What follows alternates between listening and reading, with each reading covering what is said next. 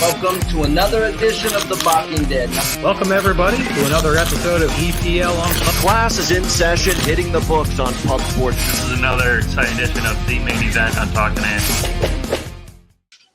Welcome to another edition of Pub Hub, college football Pub Hub, right here on Pub Sports Radio. Saturday, October 22nd, Ian Cameron, Conor Mac, and Big Ragoo along, and we send our best wishes out to our dear friend, DJ Big Boss. A little under the weather, not able to join us today. He'll be back, though, next week, hopefully feeling better again, hopefully, and joining us here again on the show. So just the three of us today, ready to take you through the Saturday card. Let's get to it, as we always do, the noon Eastern kickoffs. We're going to start with UL Monroe and Army. We've got Army 6.5 point home favorites, 56 the total in this game. When you look at this matchup here, Army coming into this game 2-4, I guess by their standards, that's a little disappointing. You know, it's been a team with a winning record most years recently, but you look at the schedule, it has been pretty tough on them. You know, they played Coastal Carolina, UTSA, Georgia State, Wake Forest. I mean, some pretty good football teams this year. I think they get the chance here to maybe take a step down a little bit against Monroe, who actually have been pretty good from a point spread perspective. Last two games, South Alabama, Coastal Carolina, just losing those two games by 7 points. So it's been a much more competitive, better football team, no question, and they've been covering some numbers. I think the concern, though, for me going into this game, though, is ULM defensively, whether it's against the pass or against the run, they're not very good. And Army should be able to have some success to get that triple option offense going. It looks like Tyler as well, the quarterback who's been banged up a little bit, will play today. So it's good news for Army. I like Army here, actually, at less than a touchdown. I think we're now pricing UL Monroe because they've been more competitive the last couple of weeks. You're not getting that same bargain in the number. I mean, they've been double-digit dogs a good chunk of the season. Now they're only getting less than a touchdown here. I think this is actually a buy low situation here for Army. I like the over as well in this game because I think Army will score, and UL Monroe's been putting up points as well, and Army's defense is still leaky. So I like the over, and I like Army in this one. Connor, what do you think here, ULM, Army? Yeah, that's where I was going to get to was I don't trust these defenses at all. I still think Army's defense is not very good. So I'd only be on the over. You know what? I think it's a little now showing the 6.5. It's still a little bit of a trap. You know, I just can't roll with Army. And to look the other way, I need more points. Like Monroe's been, like you're talking about, the last few weeks when they've been over 2 touchdowns. I've loved them. Now it's 6.5. I don't love it so much. Just look over here. All right, over for Conor Mac. All right, Big Ragoo, what do you think? Yeah, my sentiments are with you on the Army look as far as their struggles. They have had a lot of inconsistencies, but the one thing that's been consistent about Army is their defense has been really bad, and but they played some tough games. You know, UTSA, Coastal Carolina.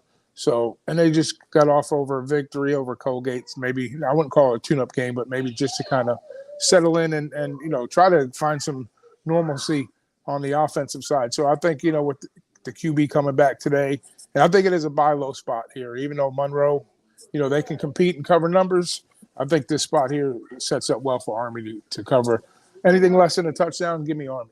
There we go. Give you Army for Big Ragoo here in this one. All right, we go to Indiana Rutgers, Big Ten action. Rutgers 3-point home favorites, 48 the total in this game.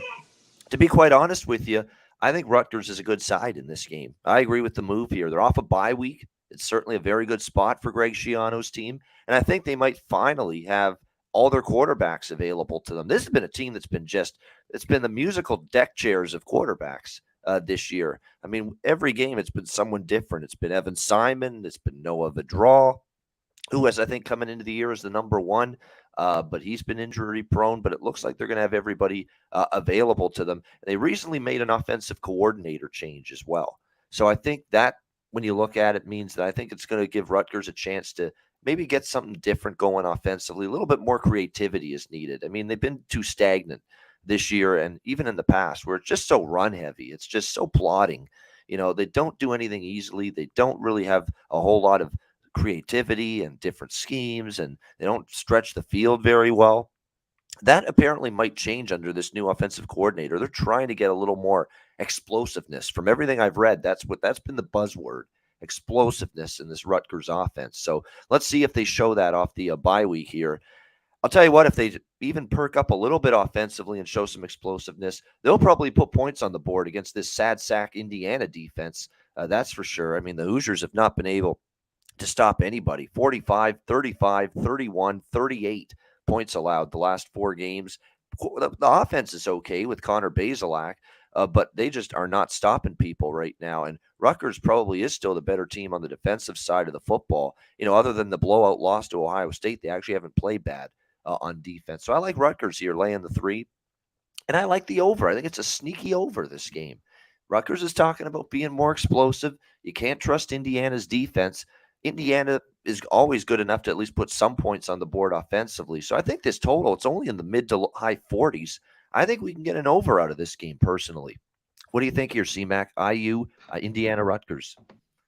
Yeah, I'm going to look the other way. I like the under here at 48. Hey, I want to see what explosive is to Rutgers. Yeah. Maybe that's This might just be word speak, and it's the same old shit. I've seen that before. Yeah, too. but maybe 24 points, and I mean that I think is pretty good for them. So, and I like their defense. And you're right, Indiana might score a little bit, but and it'll make Indiana's defense look good. I think this Rutgers offense, even with the changes. So I kind of lean Rutgers too. I just don't want to lay points with them, even a 3 at home. But I'm on the under here. All right, I just want to highlight this. There he is in the chat. Still with us, DJ Big Boss in the chat, even though he's under the weather. We wish you well, my friend. Get well soon. I hope you're feeling better sooner rather than later. Big Ragoo, what do you think? Yeah, I want to tell the chat I apologize today because I'm using my phone as a camera and I'm not seeing the chat. So shout out to the chat to everybody that's in there. And if somebody calls me out specifically, let me know, guys. But anyways, yeah, I kind of agree with both of you guys on this one. I think Indiana has played in a lot of competitive games, and I think they're better than their record indicates, even though the defense, has been really, really leaky. And then we go the other way with Rutgers, where this team continues to struggle offensively to put things together. So is it a game where, Rutgers kind of gets right against Indiana, or is it a game where, Indiana, plays a little tighter and, plays a little lower scoring game, which is the way I was thinking here, because I would think that Indiana might be able to compete in this spot just because Rutgers' offense might not be up to the task. So I'm with Connor. I lean under here, and I wouldn't be surprised if Indy finally gets a win somehow. A good win. In conference. Even though they're 3-4 to the number and 3-4 ATS. They have been playing to a little bit of the overs. Split, and Rutgers is about the same way. They're kind of split in total. So. It's a low number, and I think it might stay under possibly, but I like Indiana here. All right, like in Indiana here, plus 3 in this one. Rutgers, too, laying points. You don't see that very often. We'll see if they can handle it today. Iowa, Ohio State, staying in the Big Ten. You've got Ohio State, 29.5-point home favorites, 49.5, 50 being the total in this game. I could only take Ohio State, but it feels like you're laying a pretty big number because Iowa does have a good defense, although that defense for Iowa, I'm wondering if it's as good as it was last year. Last year was incredible how that defense was able to keep them in games. But we sometimes see this with Iowa. Their defense against the really top flight competition, that's when it can come unglued. And that Michigan game just stands out at home a couple weeks ago. They couldn't stop Michigan. They give up 27 points. Well, that could be trouble against an even more explosive Ohio State offense, which has put up 49, 49, and 52 in the last 3 weeks. I mean, they are certainly looking like the offense now that we expected coming into the year. 4 straight overs, but, is Iowa going to score? That's the question. I mean, Iowa is off a bye week. So is Ohio State. No advantage there, but they scored 6 points against Illinois. And I'm sick of Kirk Ferentz keeps going back to Spencer Petras. Can he not give the other guy a shot? Alex Padilla? It's ridiculous at this point. We just haven't seen Spencer Petras get any better. They don't have as good a running game as they did last year. Like I said, the defense is great, but when they face a Michigan or they face an Ohio State, they always seem to struggle, and that's when they get ripped apart a little bit. So for me, it would be Buckeyes or pass. I don't know if I want to lay 30, though, because I could see 35-3, which actually doesn't cover for Ohio State. Or it does cover, but I could also see 35-7, something like that, which means Ohio State wouldn't cover. So I think it's going to be close to the number, but I don't trust Iowa's offense enough. Period. That's as simple as that. What do you think, Connor? Yeah, just no way. I was going through it. I think we talked about it last night. I was on with Cap. Iowa isn't lost by 4 touchdowns to Ohio State, but this is the worst Iowa football team I've seen Yeah, probably since the 90s.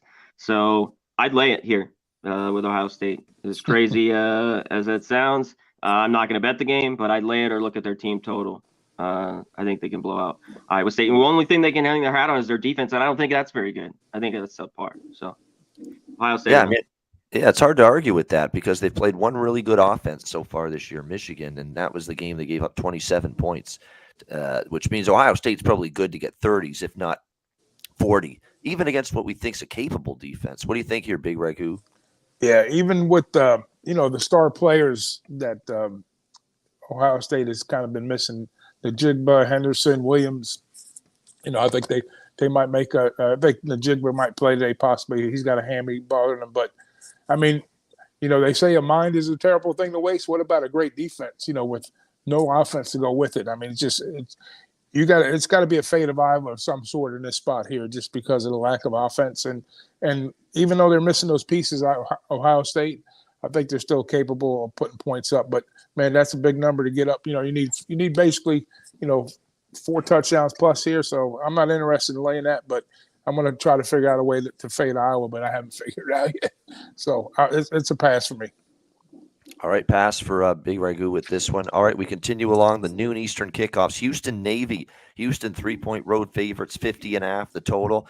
I lean hard to Navy in this spot, but the one thing that's keeping me off the game is Houston off a bye, which, I don't love that situation if I'm going to back a Navy or an Army if they're facing an opponent off a bye. Why is that? Because of the extra time to prepare against the complex triple option attack. We know that.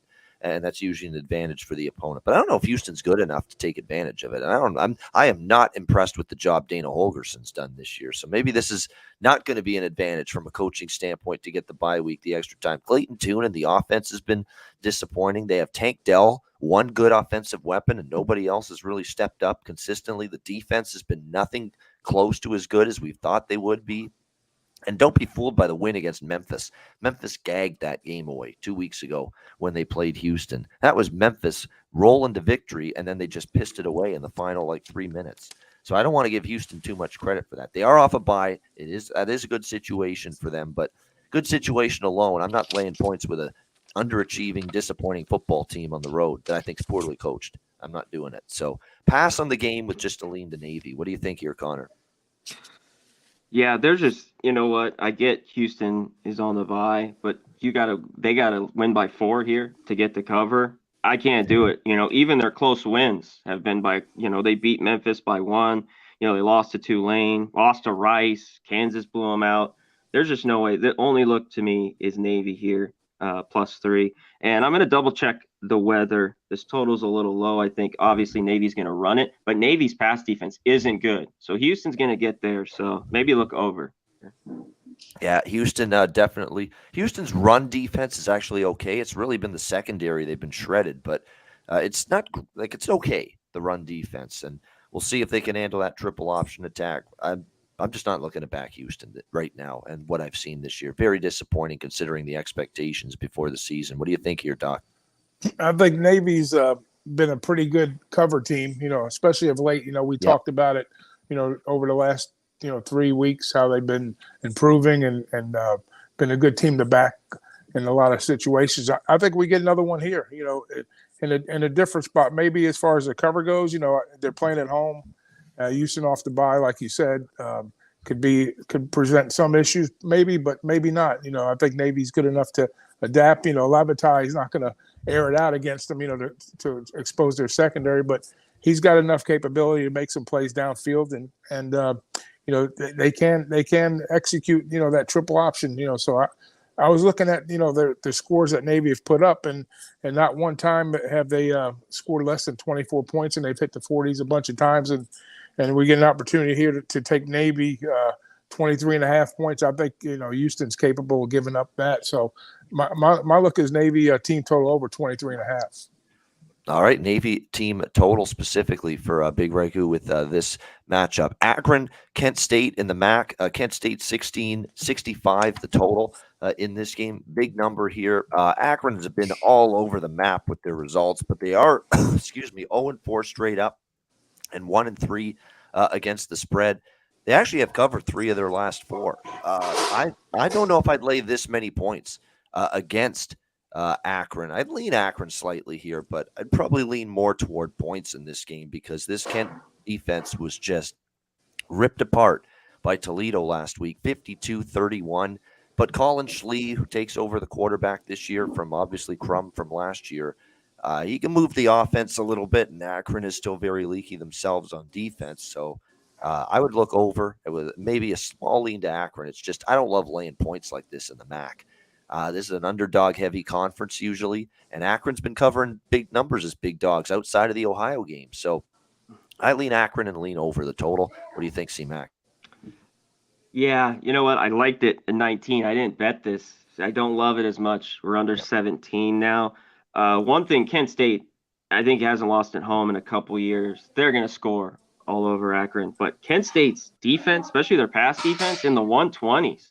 So Akron obviously is going to give it up.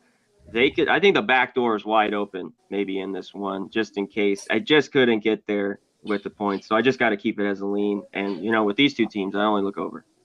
You know, it's funny. Akron's weakness on defense is the run, and Kent State's better running the football this year. And then the weakness for Kent's defense is the pass, and that's Akron's strength. Yeah. Is throwing the ball. They're not great running it, but they can throw it. So both offensive strengths play into both defensive weaknesses. So that's why I like this over. What do you think here, Big Ragoo?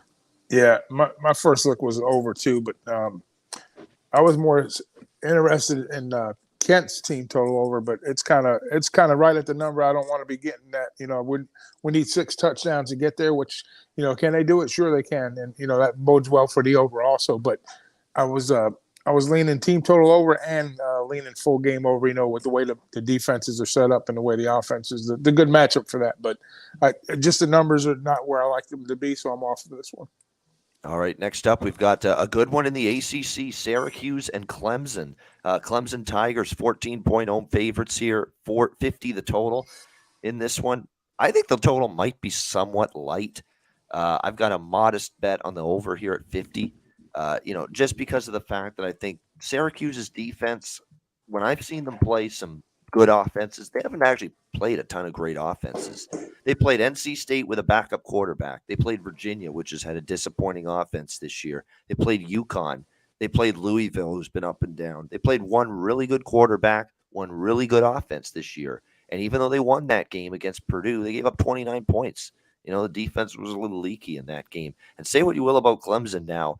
DJ Uiagalelei has been great this year, a much better season. He's negated the mistakes, negated the turnovers. They've scored 48, 51, 30, 31, 34 the last 5 games. I think they can approach the 30s, 35, especially on their home field. I like the way Syracuse's defense has played, but the more I looked at this game and this handicap is that Syracuse's defense has really benefited from weaker offenses, weaker quarterbacks. And again, NC State with their backup, who is awful. Jack Chambers, terrible. You talk about a downgrade, Devin Leary to Jack Chambers, huge for NC State. So I think this Syracuse defense could struggle a bit today. What will Syracuse's offense do? I am concerned about it. It's a run-heavy offense. That's the strength of Clemson's defense. Clemson has a secondary. You can throw on them a little bit. Can Garrett Schrader make enough plays with his arm? Robert and I has been good at improving that pass game this year for Syracuse. Can they do it on the road here in Death Valley? That's the big question. So I'm off the side. To me, this is a real big step up in class for Syracuse. That's what would worry me about taking the points with Syracuse. But at the same time, you're not getting a huge bargain here now at 14 with Clemson. So I'm going to stick to I think the total could just creep over. It's going to be close, but I could see this being, 35-17 Clemson or 35-20. And there's your over right there. What do you think here, Conor Mac? Yeah, I want to see if Syracuse, because going into last week, Clemson top 5 run defense. Florida State ran for over 200 yards, made it look kind of easy against Clemson. So if Syracuse can run it, I think they'll be in this game. And you talked about the secondary is already susceptible to some deep balls. Yeah, we just put it in there. Was that Big Boss? Yeah, this has moved away. Clemson, and I talk about all the time, hasn't lost at home in 6 years.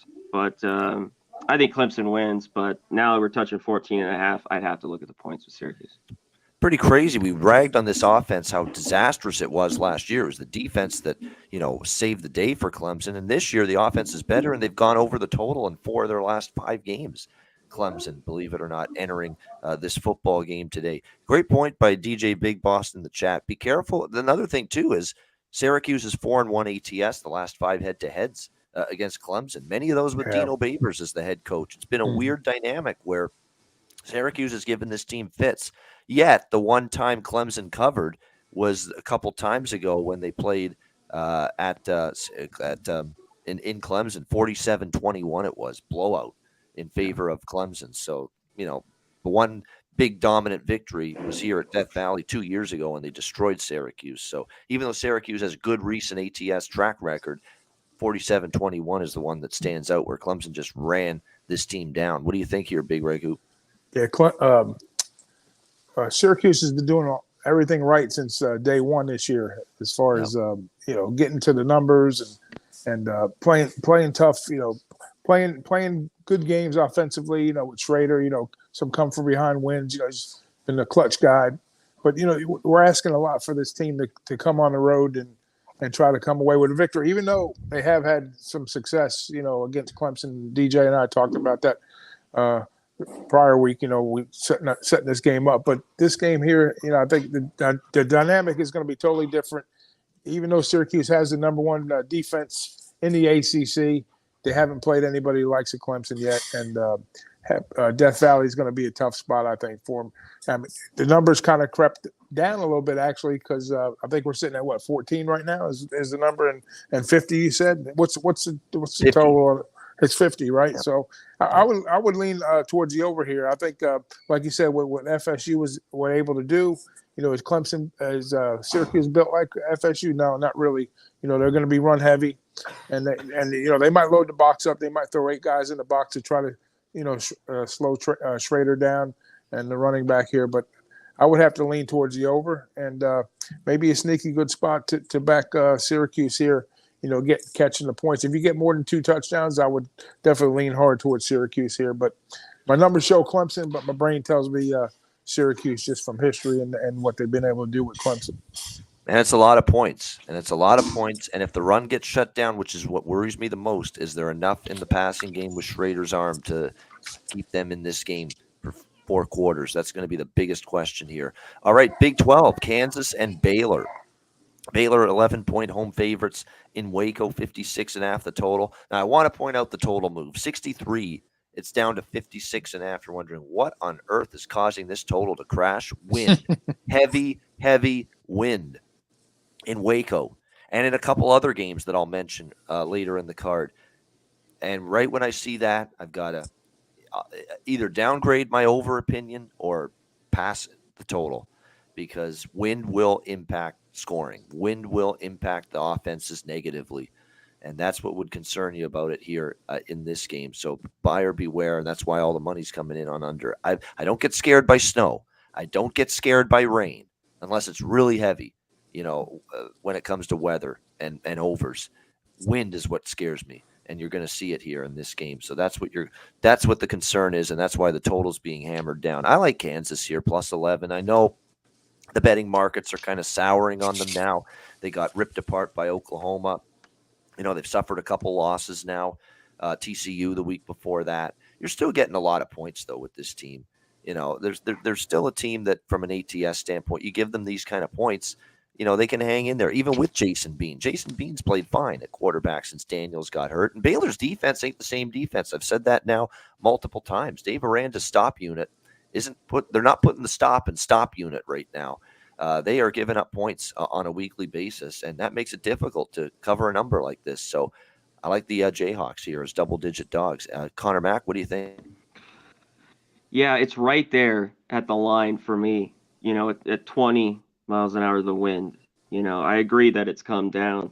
But these defenses, hey, doesn't take to throw when you can just run it. And I don't think these defenses are stopping really anybody. So as long as it's not in the 30s, I think can get over the total. Baylor's defense has not been good. You know what? Baylor's just owned them. But this is a different Kansas football team. They've won and they've covered, I think, 11 or something in a row, or 11 of 12. But Baylor, with that defense, even at home, where I like them, That's the 10.5, 11. I'd have to take the points again with Kansas. If it ain't broke, don't fix it. Give me the 11. It is. Yeah, that's a lot of points. Big Ragoo. Yeah, my lean was on the over, but like you said, the concerns with the weather here, I was trying to figure out. I'm glad you brought it up because with my travel, I didn't get a chance to get the weather update with that particular game. But I would still lean with you guys on the Kansas side. I think they can match. They can go toe to toe with them offensively speaking. And Baylor's numbers at home, they've had some good some good cover numbers, but they've been against a lot lesser opponents. So, if you look at Kansas, even with Bean coming in and, like Connor said, 11 to 12, 6-0 and 1 on the cover for this year on the number, absolutely love the over, but conditions are going to take me off of that. So I'm going to go the other way. I'm going to ride with you guys on Kansas. All right, we got Cincinnati, SMU at noon Eastern as well. Cincinnati, they're up to 3.5, 4 now. Wow, 59.5 the total in this game. We talked about this, I believe, early in the week, Connor and I, on hitting the books. One of my favorite sides this week was, and still is, I guess, but I don't like where the number's going, but it was the Bearcats. I thought they were very cheap in this game against SMU. SMU's not impressed me. They've not. I mean, they've been up and down. We just saw them get destroyed by UCF. They struggled against Navy, let Navy hang around. They've lost, of course, to TCU and Maryland, two of their tougher games. And the offense, Tanner Mordecai's made mistakes. He's moved the ball too, but he's had lots of interceptions. He really has had problems with decision-making this year. The defense has been carved up on more than one occasion. And to me, Cincinnati's a much better defense. I know they lost Sauce Gardner, a lot of good players from that defense last year, but it's still a very good defense. Luke Fickell has still coached up a pretty good group there. A nice advantageous spot for them here. I thought the price was cheap when it was -3 or less. People are now starting to adjust this number to where I thought it should have been all along, which was 3.5, 4. I still like Cincinnati and still lean that way. I think they're the better team. Conor Mac, what do you think? Yeah, we mentioned this on Monday.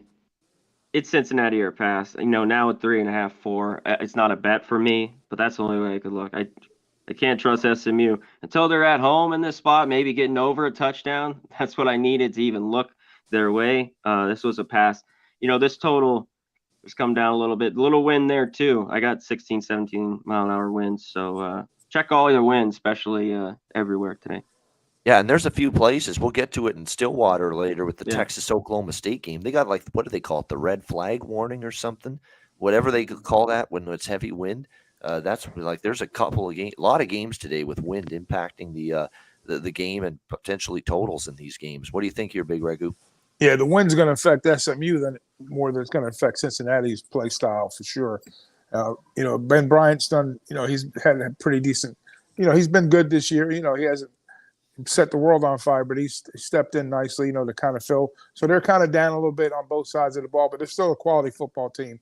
And SMU, I think, is kind of took the bigger hit with Dykes jumping ship, but I think this game sets up well for Cincinnati. That was my look too. I had a hard lean on Cincy. My numbers got it going to 6, so I think anything less than 4, I think you should play on Cincinnati. So that's my look. I like Cincinnati in this spot. All right, Duke, Miami 10-point home favorites, 59 the total. I'm on Duke here, but I am concerned. The concern is the way they lost the Victory Bell game last week against North Carolina. Can you come back, get off the mat? Tough loss there, and bounce back here against Miami. I hope they can. I think they can. And I just think more than anything, this is me thinking Miami is just, how can we trust them laying 10 points right now? I mean, even last week, Virginia Tech let them right back into the game. I mean, fell asleep in the fourth quarter, backdoor cover. For Va Tech, a team that's not got a very good offense either.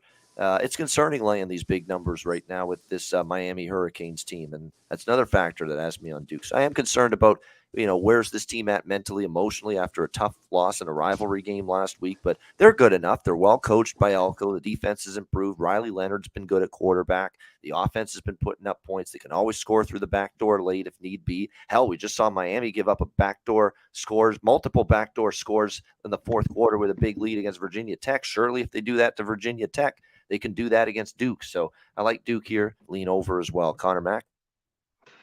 Yeah, I like Duke here as well. I had this more like, 4, 3.5, 4, Miami. I have not been impressed with them at all. Are they going to all of a sudden turn it on today at home? Who knows? Maybe. But this team hasn't done anything, especially covering number, like you talked about, Ian, all season long. So I know Duke, that was a heartbreaking loss, but, it was the week before that even with Georgia Tech. I think they'll be fine. And you talked about it. They can move it, solid quarterback. And I think their defense matches up well with Miami. I don't think that offense is very explosive. So, yeah, give me the 10 here. What do you think, Big Ragoo? Yeah, no doubt. Duke or pass here. Without even though they had some tough losses, they're still playing pretty well. Elko's got these kids playing in Miami. There's no way I can trust what's going on down there. So 1-5 to the number. Duke's playing well. It's easy to grab the points here with Duke. It's one of my better plays today. Yeah, and here's the same old shit again. Even before, we saw this with Manny Diaz, and we saw this even before that with Al Golden years ago with Miami. They just don't cover at home. Another bad home ATS record for the Miami Hurricanes this year. That continues to be another issue. They already lost to UNC and Middle Tennessee. Their only win by this kind of more than 6 points against an FBS opponent was Southern Miss way back in September. So, it's been tough sledding here with this Miami team. All right, Toledo, Buffalo. Actually, we'll do a couple of MAC games here. Toledo, Buffalo, Bowling Green, Central Michigan. Toledo, 7.5 point road favorites, 56.5 the total. And then we got Central Michigan, 6 point home favorites against Bowling Green, 50.5 the total. I lean Bowling Green. I like the over more in that game. I think both offenses. McDonald's disappointed me for BG this year, but against Central's defense, I think he can move the ball. Lou Nichols, we'll have to see if he plays, the great running back for Central Michigan. He's a big part of that offense. Last I heard he's going to try to play. If that's the case, I think they can move the ball against Bowling Green's pretty bad defense. So I think the over there is worth a look. As far as Toledo Buffalo goes, I'm on the underdog there, the home dog, Buffalo, running of the Bulls. I mean, I think this team is starting to come. Toledo is getting their game together, no question. Obviously, one of the teams that's got a chance to win the MAC. The more I see Buffalo, the more I think maybe this team could win the MAC. I mean, you look at the way they played in conference play, destroy Eastern Michigan, beat a solid Miami O team, and then back-to-back blowouts against BG and UMass, 4-0 ATS their last 4 games. Cole Snyder, the quarterbacks, played well. The defense is really locking in the last few weeks, really starting to turn things on the defensive side of the football as well. So I think Buffalo is very live in this game, catching 7.5 on their home field. What do you think here, Conor Mac? I'm with you. I mean, Toledo's been playing really, really good, but on the road, touchdown and a half, it'd be Buffalo or pass. I'd be on the dog there. In the other game, I don't want anything there. Central Michigan's disappointed, and so is Bowling Green. I would need more with Bowling Green, 10 or more. So that's the game I just had to pass. And I want to caution you. People will say, well, that was the best win Toledo. Let's be honest. Kent State's not been the same team this year. Central Michigan had injuries when they beat Central. And the Northern Illinois game where Toledo won 52-32, Rocky Lombardi didn't play in that game. I remember that game. Hampton was the quarterback. Hampton Inn. And it wasn't a good stay at the Hampton Inn. Dirty bed sheets, shit all over the floor. 4 interceptions from Hampton in that game for Northern Illinois against Toledo. 4 interceptions. So, yeah, Toledo's been great, blowing out teams left and right. I think this is the best team they've played in this conference so far. And I think Buffalo can hang with them. What do you think here, Big Ragoo? Yeah, I'm all for that. Them cash burners on Bowling Green and Michigan, Central Mich. I'm gonna take pause on that one, but definitely interested in this Toledo Buffalo game here. We've been rocking pretty hard with Buffalo of late, and they've been cashing some tickets for us. I mean, it's 6-1 to the number this year so far. So if you've been backing them, and Toledo too, you've been making money with. But this is going to be a tough out here. This should be one of the better games to watch, the funner games on the board today. Yep. I think we'll see points, but I kind of was leaning on the number over, but then I started breaking the game down. I said, you know what, we'll probably see points, but I don't know if they quite get all the way up there. But if you like Buffalo and you get the touchdown and the hook here, definitely I'm all over Buffalo. I think it's a little bit of an overlay here with Buffalo. I think it could be an overlay here as well. Northern Illinois, Northern Illinois, Ohio, staying in the MAC. We've got Northern Illinois 3-point road favorite, 65. Now, here's a great situation. I talked about how Northern Illinois went through some struggles. Well, they missed their quarterback, Rocky Lombardi. He returned to, to action last week in that game for Northern Illinois against Eastern Michigan. What happens? They destroy Eastern Michigan 39-10 with Rocky Lombardi back. Northern Illinois is a good football team. They're better than Ohio, in my opinion. I mean, Ohio took care of Akron. Western Michigan struggling for them, and they barely beat them. So to me, Ohio's feasted on the weak. I think they're facing a better team here. I agree with the move toward NIU in this game. I think Northern Illinois gets the win on the road, and certainly over or pass with these two offenses and these two defenses. What do you think here, Conor Mac? This is a pass for me. I agree initially, move maybe with Northern Illinois, but I don't want the 3.5. Not right here. I think this could be a tricky game. So I'm going to stay off. I'd lean Ohio if I had to now. All right, Big Ragoo. Yeah, I'm with Connor. I think this has more of a recency bias with Northern Illinois. Ohio, not a bad football team, like you said, beating up on weaker. But this is a coin flip for me. So I was leaning Ohio in actuality, but then I says, you know what? I'm going to get off this game totally. So I'm off. All right, off the game totally for Big Ragoo in this one. All right, let's go to Eastern Michigan, Ball State. We've got Ball State 2.5-point home favorites, 58.5 the total in this one. Here we go again. Eastern Michigan is a dog. It's not a team I bet against as a dog. That's just been so strong for years under Chris Creighton, this head coach with the Eagles, that they've been so good in the underdog role. And it wouldn't surprise me to see them get another one here. So I'll lean EMU. Their track record as a dog is too good, in my opinion, to really think otherwise in this game. Ball State is still erratic, and now they're favored. So I like Ball State. I've actually taken Ball State and won with them as a dog, but like with so many teams in this conference, it's a dog-heavy conference. EMU has had success in this role consistently over the years, so I lean to EMU. What do you think, Connor? I do too, a little bit. They just, as soon as you make them a favorite at a home, they lose. Yep. So only catching a few here. So I lean that way. I kind of like the under in this game. I think Ball State at home is, a little bit more low scoring and kind of can lure them into that. I don't know if I bet it, but I like the under here a little bit. All right, Big Ragoo. Yeah, my concern for the Eagles is, they've lost a bunch of games by big numbers here, and then 2 of their last 3 surrendering 102 points. And then Ball State, up and down squad. But like you say, I like Eastern Michigan when they're catching points, and this could be a little tricky spot there. But at the same time, it's a short number, so get me off the game. All right, UNLV and Notre Dame next up. And yes, Notre Dame laying 26. Now, that offense that I saw last week do absolutely nothing, shut down on their home field by Stanford, is laying 26 in this game against UNLV, 47 the total in this game. Look, it looks like Doug Brumfield is not ready to return for UNLV. It looks like we're going to see the Cameron Friel, Harrison Bailey combination at quarterback for UNLV. And it's been rough for this offense without Doug Brumfield. There's no question about that. 2 weeks in a row, 7 points against Air Force and San Jose State. That's your biggest concern here. UNLV just does nothing offensively for 4 quarters, and Notre Dame wins 27-0 or something. That's your fear. But I'm taking UNLV. I'm still taking UNLV. This I cannot justify Notre Dame laying almost 4 touchdowns with this offense right now. It's just not been good enough. UNLV, if they have some kind of fight in them defensively, and look, their defense has been ripped apart the last couple of weeks, but I think here on the road, playing a named team like Notre Dame, hopefully this will get the Carlos Arroyo troops fired up here for this game. Remember, UNLV was playing pretty good football early on. It's kind of come unglued since Brumfield got hurt. But this is just more a straight fade of Notre Dame in a price range they don't belong in my opinion. So I'll take UNLV. I think it's the way to go, plus the points. What do you think, Connor? Yeah, there's just no way back Notre Dame laying this number. UNLV just has not looked good, though. And not even Brumfield being out and Friel in. I'm worried that defense that was playing better. I know it was against, different opponents, maybe not a Notre Dame. Can they step up here?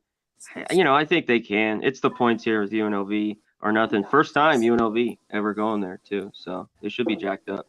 All right, big shout out to Dad Father. Becoming our new member there. Appreciate it. Yeah, were they grabbing this number early on, thinking that Brumfield was going to play because of the question mark there? Because There had question marks about the UNLV Yeah. being able to put up points. I mean, their defense hasn't been played really, really not bad. UNLV they played well all year, basically up until that point. Kind of like similar situation with Kansas. UNLV, same thing there. But Notre Dame, man, I mean, week to week, what are we going to get with these guys? Yeah, I got lucky, I guess, when they played North Carolina, scored a bunch of points, but that was a different story. Here, do we get the same scenario where they try to put up a bunch of numbers and throw the ball around? I don't think so. I think, if anything, Notre Dame is going to basically try to take care of the football here and just pound and ground it. And even though the number is a little short, the 49 or 47, whatever it is now, I still lean under, and I'm with you guys. I lean taking those points because I don't think Notre Dame's going to put up a bunch of points here. I think they'll probably score like 30-something points, and then if UNLV gets a touchdown, there's your cover. Maybe 30 to what is it? 27-7, somewhere in that range. Yeah. I don't think we see a high-scoring game, so I think UNLV can stay close to the number. There you go. Yes, we welcome our new members. Yeah, that little hit that join button. You're right, on the YouTube channel. Yeah, right Shout there. out to my guy. Come on board. Dab Father K. Reed, we welcome you aboard for sure. All right, Rice, Louisiana Tech. We've got Rice, 2.5 point road favorites, 57. I'm doing it. We're riding the Rice train again. I mean, this team's been putting the cash in 5 straight covers, 5-0 ATS the last 5 games for this Rice team. The loss, and every loss was competitive. 7-point loss at Houston, 3-point loss to Florida Atlantic, and they led most of that game as well last week against Florida Atlantic. They nipped them late. I mean, this is a better team. Defense has stepped up. TJ McMahon at quarterbacks made some plays. They can run the football a little bit.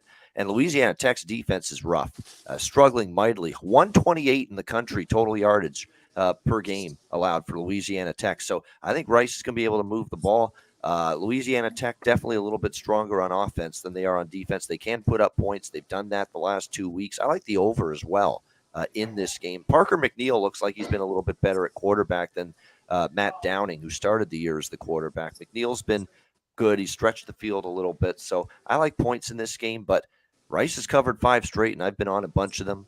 Less than a field goal. Give me the Owls here. Ooh, ooh, ooh, ooh. There we go. Voice is good enough to do that. What do you think, Conor Mac?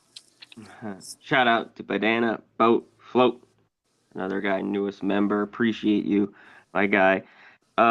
You know what? I'm with you. I'm not going to bet this one. I kind of think it's more of a coin flip. But how could you not go against this Rice team? The problem is I always talk about a team. Even though I have to go back, they might have laid something, but they're a team catching points that was not good for a very long time. So I lean them, but I'm off. All right, Big Ragoo. Yeah, I like the Rice side here a little bit too, Ian. But I even like the over a lot better.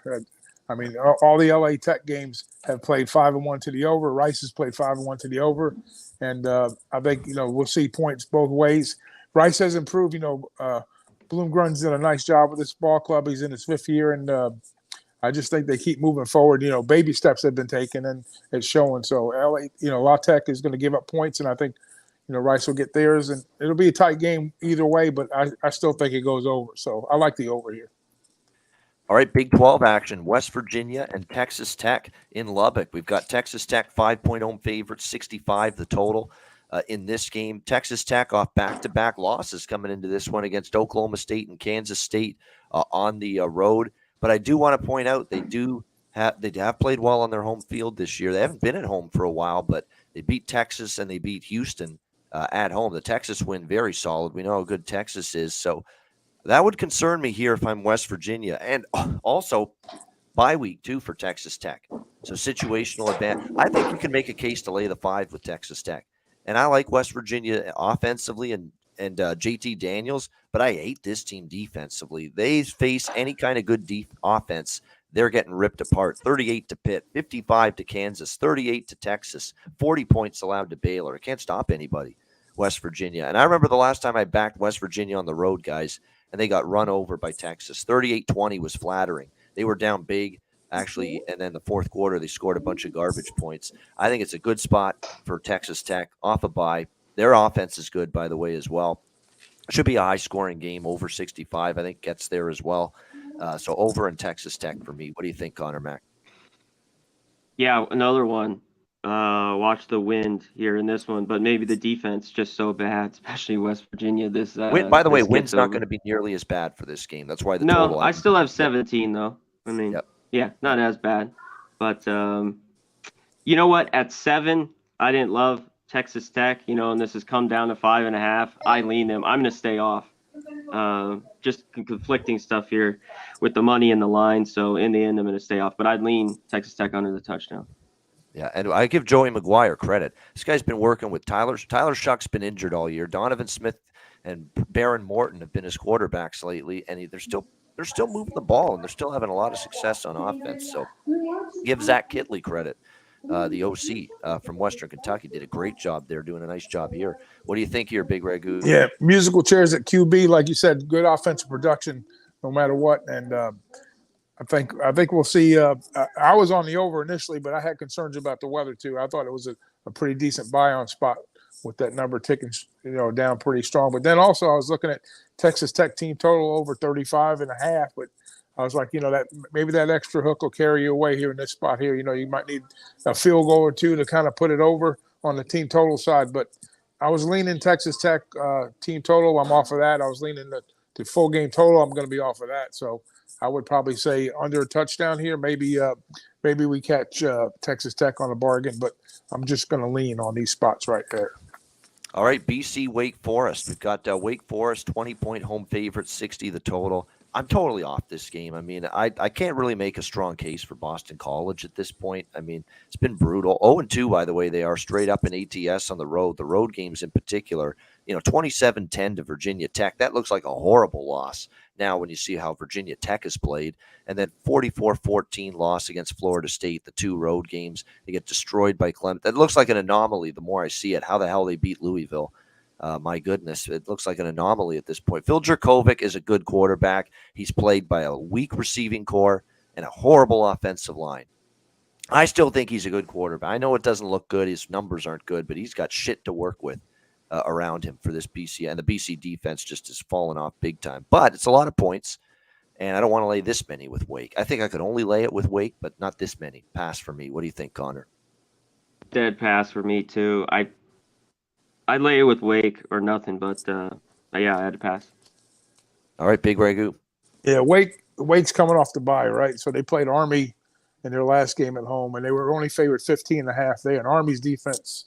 I think it's a lot worse than Boston College's defense. So, and Wake got the cover there pretty easily.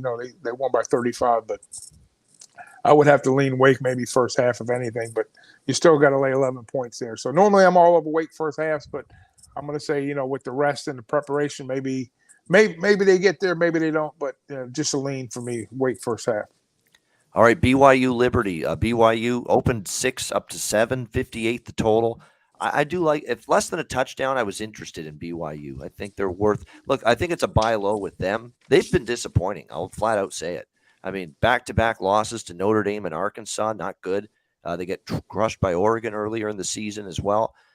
They can't run the football as well as they have in the past as well. They're really relying more on the passing game with Jaron Hall. That's definitely concerning.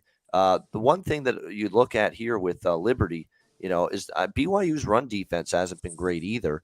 Can they run the football? I don't love what the offense has done without Caden Salter, though. I've talked about this guy, Caden Salter. I sound like a broken record every time I bring up Liberty games, but there's a big drop-off at quarterback with him out. And we've seen it. They barely beat, their FCS opponent last week. Huge favorites. They escaped with a victory in that game. So, I think less than 7. I think I think we need to put BYU on. We're not betting this team for a while if they don't get it done today. I think it's a situation where BYU should have strength advantage, size advantage in the trenches with that big experienced group they've got up front, both sides of the ball. So less than a touchdown. I did lay 6 with BYU. 7, I pump the brakes a little bit, but I would still lean to the Cougars here. What do you think, Conor Mac? Yeah, this is just without Salter too. I just can't take Liberty. I mean, they have just not looked good the last few weeks. But I am not rushing. UMass a couple weeks ago as well. Yeah, right into even the third UMass. quarter. Yep. I can't back them here, and it's not like I'm running to BYU. But yeah, I lean that way. This was one. Yeah, I just crossed off quick. All right, Big Ragoo. Yeah, same here. I mean, BYU, they've had they've had their struggles, with the number 2 and 5 to the number, and Liberty is 6-1, but they're not really good with the number either. So usually the defenses travel well, and BYU's probably have the better defense, and like you said, the physicality of the team itself. Just anything less than a touchdown, I would lean BYU here in this spot. All right, let's do a group of 5 games. Western Michigan, Miami, Ohio, Marshall, James Madison, Georgia Southern, Old Dominion here. Miami, 6.5, 44.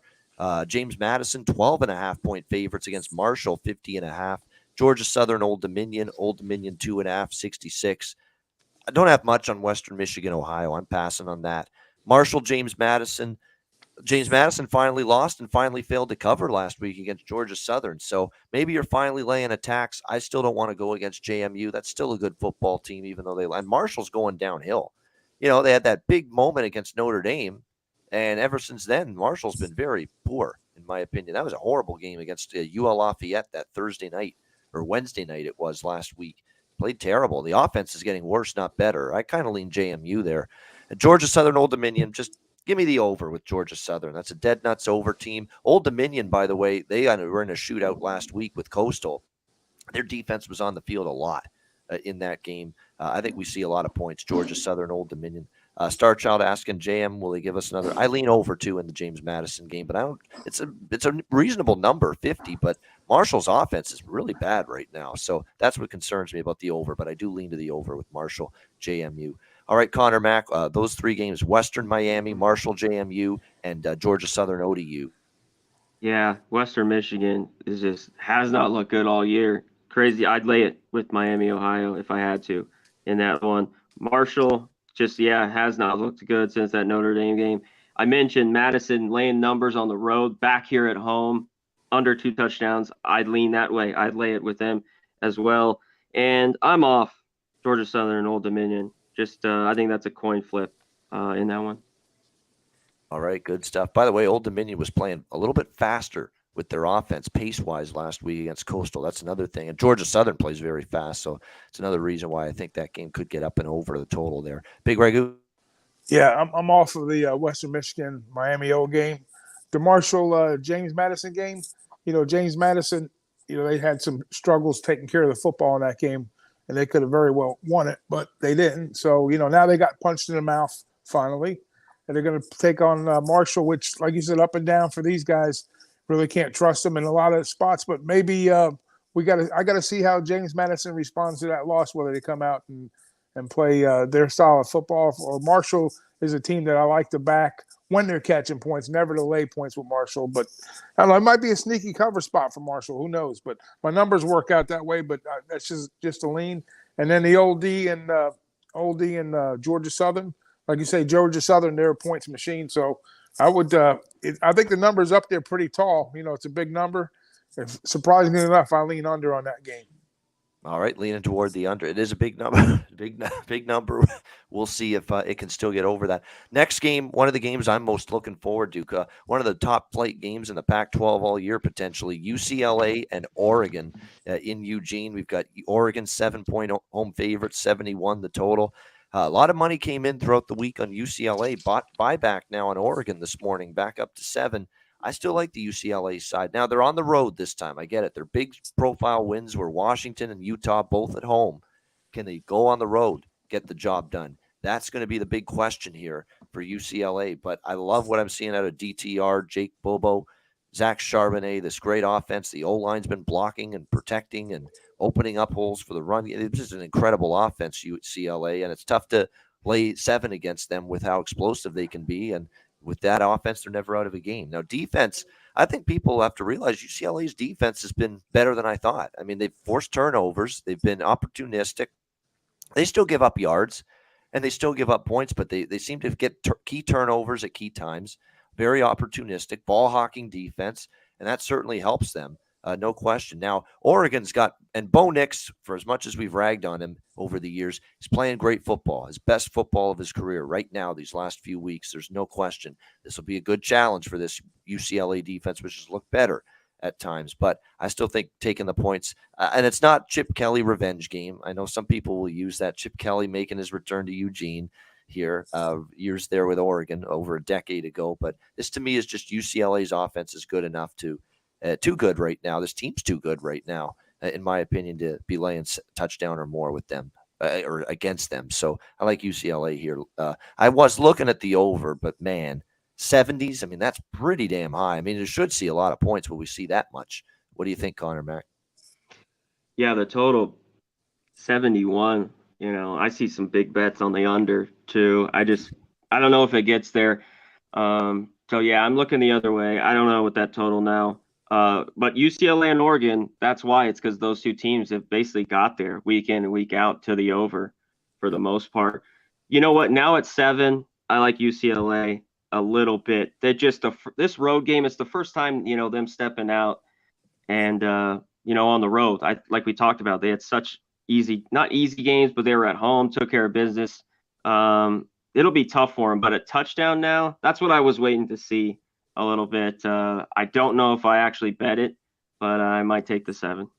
Yeah, chance of showers doesn't bother me. MDR 24. It's going to be light showers apparently in Eugene, light wind. So I don't think it's a huge detriment to the total in this game. But that could be why, because usually even if it's just rain, no wind, you'll see the under take money. It's just the way bettors react. And like I say, wind is what concerns me most with totals. What do you think, Big Ragoo? I think we're going to see a good football game with this one for sure. One of the better ones today. Argument, either team could, stake claim to the top of the Pac-12. Early on we were talking about Utah and USC. Now we're talking UCLA and Oregon. So it's kind of shifted in that division here. So, like you said, Bo Nix, we haven't heard his name dropped all year, basically, as far as star quality player, but he's been getting the job done nicely out there. Oregon's been putting up like 50 a game, and UCLA, tough travel spot here to go on the road and play them. But we're going to find out how worthy they are in this spot here. So this is a game I really wanted to get involved with. I was looking at possibly an over spot here, but 72 now, 72 and a half in some spots, maybe lean under. But I think UCLA's defense is pretty up to the task too. So they're gonna wrap Knicks up a little bit here. So I think we see games in the 30s by both teams. Whether they get to the number, it might not get there possibly, but you might see like a 34-31 type of game here. So I would lean towards the under, and I'm going to stay off of the side on this one. Yeah, 9-3 to the over. Both teams this year combined.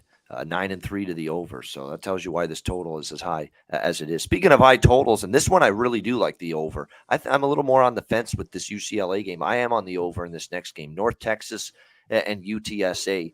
This is a high number, but I like it over the total here. 72, the total. UTSA 10-point home favorites.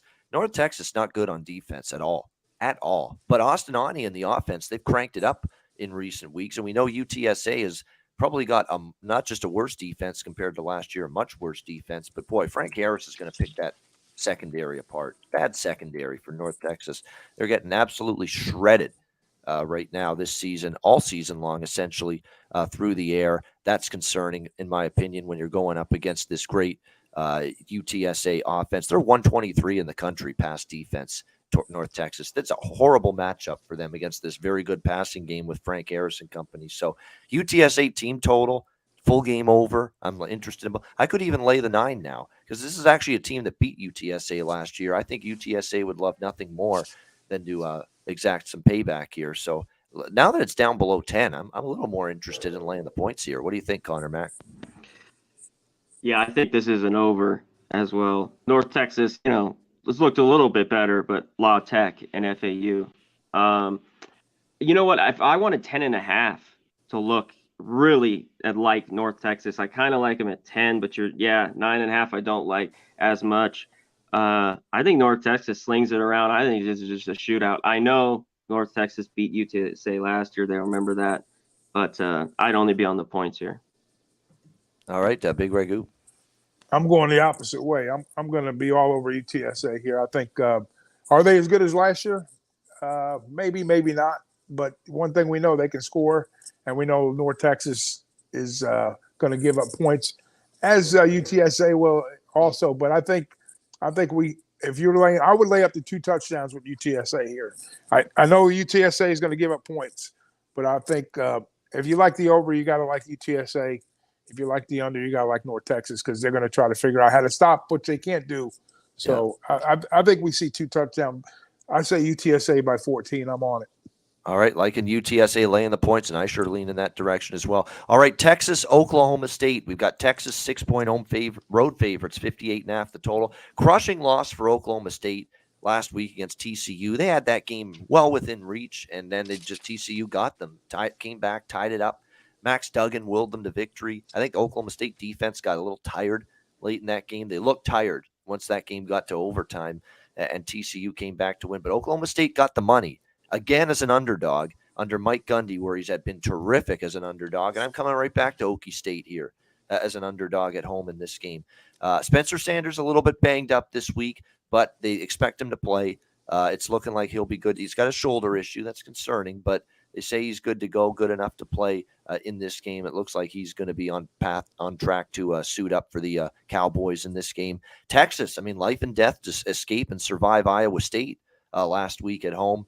Quinn Ewers, certainly a great quarterback, but, I like Oklahoma State in these underdog spots. You always seem to get Mike Gundy getting his team ready for these step-up spots. It tells you when this guy's consistently good in the underdog role, it tells you he has his teams ready when they play the best opponents. So that's been the consistent here. And by the way, we've got a situation here. Is it true, Jonathan Lewis saying we might not see Spencer Sanders, that we might see Gunnar Gundy?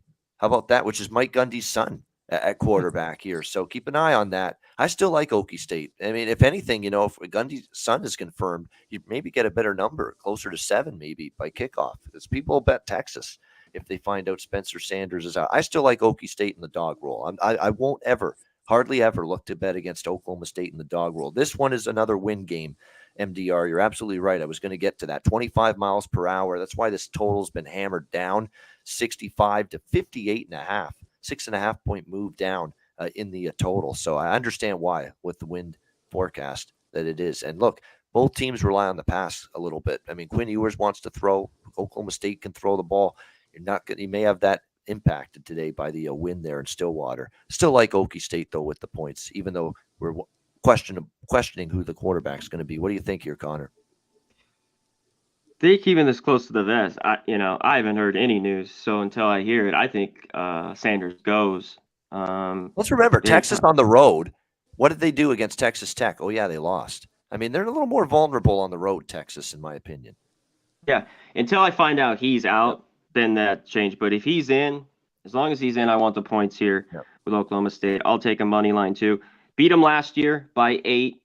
Texas won, I think, by 6 and 8, but 4 straight years Oklahoma State beat them. Gundy's beat them 5 of 7. Home dog. I got to take him here. Texas very good, but I think a little bit too much in this one at 6.5. Yeah. Texas had one true road game this year. That's it. One at Texas Tech. Lost that game outright. I think they were favored in that game too. What do you think here, Big Ragoo? Yeah, I see a bunch of chunk yardage on the ground in this spot here. And I think it sets up well for Oak State in that regard. I think even though Sark has done really nice stuff with this Texas squad and has some nice wins, I think on the road, I think we're going to play to like a little bit of we'll see points, but I think I'm leaning towards the under, but I'm going to put those points in my pocket from Oak State just based on what Gundy has done in the past with these Texas ball games here. So at home, catching the points like that, I think we see some good value on Oak State. All right, next up. Especially at a touchdown. Exactly, especially now that it's getting up there, no doubt. Mississippi, Ole Miss, LSU. LSU pick 'em -164.5 the total. This Ole Miss team really confounds me defensively. They started out the season so damn good defensively, Lane Kiffin's squad, and it's fallen apart. Last few weeks, they've been gashed. They give up big points to Vanderbilt. They give up big points to an LSU team that have been or Auburn, I should say, that have been struggling offensively.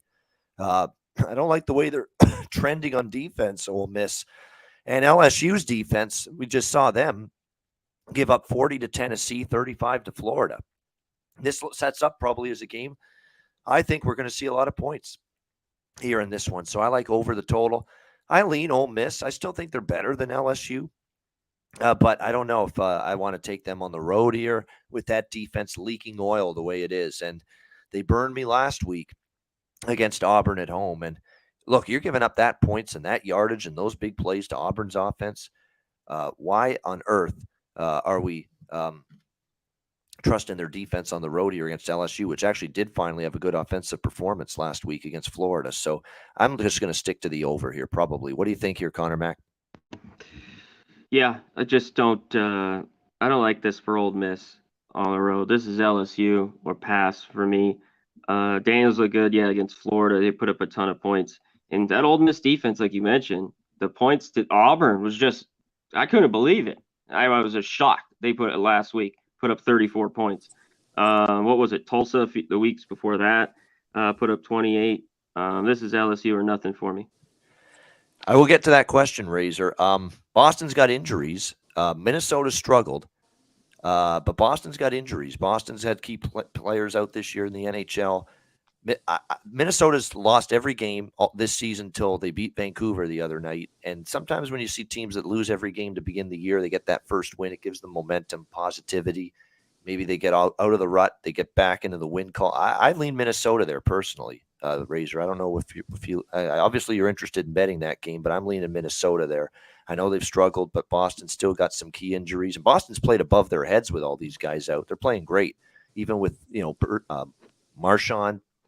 And a couple of key defensemen out. McAvoy has been out, and another one of their defensemen is Brandon Carlo, and Matt Grzelcyk just came back, and they played well above their heads. But Minnesota, I would lean with in that game against Boston. NHL action early today. Big Ragoo, what do you think here with Ole Miss LSU? Yeah, this is a classic West matchup. LSU in the down year, Ole Miss rolling along. But like you say in Baton Rouge. Night game, it's funny, we're getting a lot of day games in Baton Rouge, not too many night games like we're used to see. But it's going to be a tricky spot for Ole Miss. They're catching 1.5 points on the road. Normally you'd say, hey, give me the better team right now, undefeated team going in. But I think that's a tricky number, even the 1.5, for a spot for LSU to possibly jump up and bite Ole Miss right in the ass. But I would have to lean LSU at home. But the numbers kind of caught me off the game here. But I'm going to lean LSU, at home. All right, laying the 1.5. Yeah, I mean, to me, the way the defense has played lately for Ole Miss, like I thought coming into the season, I definitely thought they were the better team than LSU, and I still do. But they got to iron out that defense. I can't take a team on the road playing the defense they have the last couple of weeks. All right, we continue along here. By the way, hit the like button. We appreciate it very much. Thanks to everyone for joining us here on this edition of College Football Pub Up. Memphis, Tulane. Tulane 7-point home favorites, 55. I laid it with Tulane.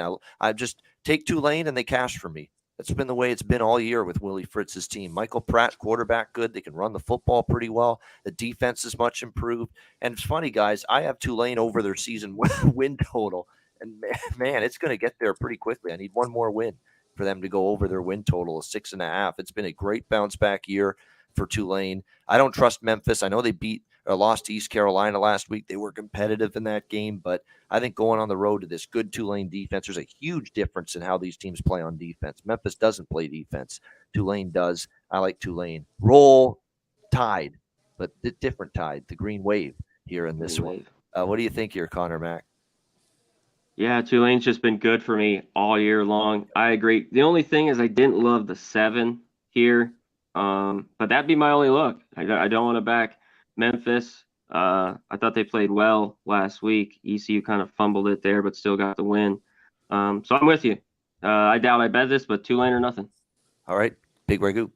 Yeah, I like the over here. I think Memphis, like you said, they're going to give up points, and Tulane's going to grab a bunch of them. So you think that would put me on the Tulane side, evidently. But with the hook on the number, I'm not crazy about that. But I do like the over a lot. I think Memphis will catch high 30s, maybe low 40s, and Tulane is probably going to get to 20s, high 20s. So that should put me on the Tulane side, you would think, right? But just the hooks get me off of the side, and I think we see points here. So I like the over 55.5. All right, next up we've got excuse me, God damn it, keep this cough down. Northwestern, Maryland. Maryland, 14.5-point home favorites, 51.5 the total. Northwestern off a bye. A coach I like, and Pat Fitzgerald. I know this has not been a good Northwestern team this year, and Little Tua's banged up. Talia Tagovailoa with the knee, and there's questions if he's going to even play. in this game. The way they're betting Maryland, it makes me think he might play, but will he be at 100%? Because there's some beat reporters for Maryland that think this is all smoke and mirrors, and they're going to go to the backup today in this game against Northwestern and rest Talia Tagovailoa for another week, especially because they have a bye after this game, and then they play Wisconsin. So don't force him out there if he's less than 100%. So keep an eye on the quarterback situation for Maryland. But look, I know it's been tough sledding for Northwestern this season once again. But I will say this: the one road game they played was at Penn State. They were 25.5-point dogs. They lost by 10. So their one try as a road dog this year, they covered. They're off a bye. They're not good. Defense has been disappointing. Helinski's been erratic at quarterback, but off a bye, and Maryland's defense is still kind of leaky. They've given up 33, 31 the last 2 weeks. Talia, if he plays, may not be 100%. I lean to Northwestern with the 14.5 here off a bye. What do you think, Connor? Yeah, I'll wait to see the quarterback play. I just can't. Northwestern's been disappointing, even as a dog this year, not very good. But I think if this is a game, this would be it. If I were to bet this one, I'd take Northwestern if I had to. All right, Big Ragoo. The only way I can come up with this game is if Baby Tua goes. I was looking at a team total over for Maryland here against. Even though Northwestern, they get a lot of love, their record is still 1-5, and they do play to the unders, but just I don't know. Fitzgerald's had some issues getting that offense going again, and I don't want to lay the touchdown or 2 touchdowns plus with Maryland, but I think they'll get points. So I was leaning team total over Maryland. All right, FIU Charlotte. We've got Charlotte 13.5-point home favorite, 63.5 the total. I'm just going to stick to one word in analysis: over. That's it. That's all I got. You got 2 horrible defenses. Offenses are at least capable, and I think you'll see a lot of points in 2 bad football teams. So over the total for me. What do you think here, Connor? Yeah, I think everyone and anyone and every dollar is on this over. It's moved already Huge like move 5 up, points. Yeah. Yep. So there you go. That's it. Should be a lot of points, though. What do you think, Big Ragoo? Yeah, I lean over with you guys. All right, Purdue, Wisconsin. Back to the Big Ten. Wisconsin 2-point home favorites, 51.5 the total. So Wisconsin gets the win against Northwestern, the first game with Jim Leonard after Paul Chryst got fired. Just thinking, maybe it can carry over to the Michigan State game, who are reeling. And sure enough, they lose to Michigan State, who are reeling going into that game. So they got a 1-game bump from the coaching change, and then back to the same old Wisconsin last week. Rough quarterback play with Graham Mertz and bad defense at the wrong time. And the defense is totally disappointed this year for Wisconsin. I think the wrong team's favor. I think Purdue's a better football team. I just do. I don't think it's scary anymore to play in Camp Randall at Madison anymore. This team has not been good straight up or ATS for a long time at home. Look at them this year. They lose to Illinois. They lose to Washington State on their home field already this year. Purdue's a good football team. Purdue's the better football team. I'm taking them +2. What do you think, Conor Mac? Yeah, you nailed all that stuff. Wisconsin's just owned them. This would be big for Purdue to finally beat this team. They haven't beat them in a long time. It's just funny though. This line is just not really moving. 2. I know it's 1.5. Everybody's on Purdue. It's dangerous, but that's the only way to look. They have the better quarterback. Wisconsin's defense is not very good. So yeah, it's just a bit fishy, but Purdue or stay off. All right, Big Ragoo. Yeah. Funny thing about it, normally I would be on an under in a game like this, but something tells me this game's going to get to the over. I don't know whether it's going to be on the Purdue side that's going to wall up Wisconsin, or Wisconsin's, are they going to score points against Purdue? Purdue's a pretty balanced football team overall. So I think you think with that short number, it would look like a good game for Wisconsin to kind of hang in there and try to get things going right again for them. But I think we'll see points here. I think we see like a 34-27 type of game, and I think the game goes over the number. All right, Vanderbilt, Missouri. We've got Missouri 14-point home favorites, 49.5 the total. If I had to, I'd lay the points here because at least Missouri gave Georgia everything they could handle. Should have beat Auburn and let that game. At least I've seen Missouri, look halfway competent. I can't say that the last few weeks about Vanderbilt has no defense at all. And I'm not taking a team with no defense, even if they're getting 2 touchdowns here. I lean Missouri. I was interested in the over, but there's another wind game. That's why the total's been hammered down with this game in Columbia, Missouri. Heavy wind, Top of 40, 50 miles per hour with the gusts. So that pretty much kills my overthought right there. What do you think, Conor Mac, Bandy, Missouri? Yeah, this number's come way down because of the wind. Man, I can't get on Vandy. I was trying to make a case for him, kind of looking at this game all week, and I cannot. So it's a pass. Big Ragoo. Yeah, no way here. I think it's got to be Missouri a pass here. Just maybe look towards a team total for Missouri. But, yeah, no side for me here. Yeah, I would lean over with Star Child in this game, but I don't like the wind situation, not one bit. Heavy wind. Still could get there, though. I mean, Vandy's defense is that bad. All right, next up, we've got Hawaii and Colorado State. A little Mountain West action. Makes me miss Big DJ Big Boss when we see these Mountain West games. We know that's his specialty. That's his trademark. Colorado State 6-point home favorites, 46 the total in this game. I'm taking Timmy Chang in Hawaii plus the points. I mean, I'm starting to see some turning of the corner with this Hawaii Warriors team. Are they good? No. But you look at this team, they're starting to make inroads. They're actually 2-1 ATS on the road this year. Hawaii nearly beat San Diego State. They were 24-point dogs. They lost 16-14. They are also at Michigan. They were catching a huge number, 52, but they covered in that game. So they're actually 2 out of their 3 on the road. They've covered. They had a nice win at home against Nevada last week, 31-16. It was probably the best they've looked on both sides of the ball. The offense with Braden Shager looked very good finally. Dedrick Parson ran the football well. Dedrick Parson, very good. Nevada, they shut down the Nevada offense for the most part. Hawaii is starting to show some signs of getting the thing going. And this is a good sign for Timmy Chang because Timmy Chang's inherited a horrible situation. And you're seeing his coaching making this team look better and better and better each week. So, and I'm not laying anything with this Colorado State team and this horrible offense they have. So give me Hawaii here. What do you think, Connor? Yeah, shout out to our guy, MMA Locker Room. We be pubbing. My guy. Thanks, my man. Newest member. Get there. 18 cents a day it comes out to. Yeah. Right around there. $4.99. Join. Less than a cup of coffee. Exactly. Oh, yeah. I like the points here with Hawaii as well, but I like this under a little bit better. I think Colorado State kind of controls it, and maybe the game's close. So I like the points, but I like the under a little bit better. All right. Big Ragoo. To Connor's point, 6 unders for Colorado State, 5 unders for Hawaii.